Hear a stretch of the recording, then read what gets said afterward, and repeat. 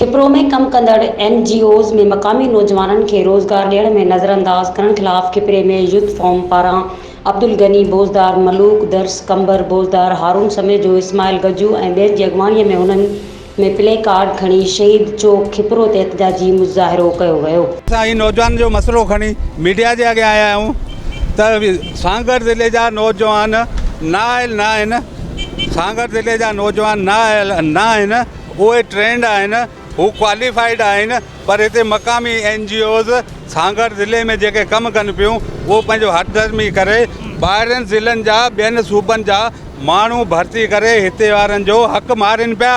इहो आहे त डिस्ट्रिक्ट सागर में जेके डिस्ट्रिक्ट सागर नौजवान खे जेके इन्हनि खे नज़रअंदाज कयो वञे, ॿाहिरां जा जेके डिस्ट्रिक्ट जा माण्हू आहिनि उन्हनि खे जेको NGOs में कमु ॾिनो वञे पियो ऐं सागर डिस्ट्रिक्ट खे मुसलसल जेके नौजवान आहिनि मुसलसल उन्हनि खे जेको नज़रअंदाज कयो पियो वञे। असां नौजवाननि जो जेको एहतजाज आहे अॼु उहो एहतजाज त असां वटि खिपरो तालुके में कमु कंदड़ NGOs ऐं ज़िले सागर में कमु कंदड़ NGOs जेको आहे असां मक़ामी नौजवाननि खे नज़रअंदाज कयो आहे। असां मुसलसिल DC सागर सां राब्ते में कयो ऐं उन हिकिड़ो नोटिफिकेशन बि जारी कयो आहे, पर उन ते अञा ताईं को बि अमल न थियो आहे।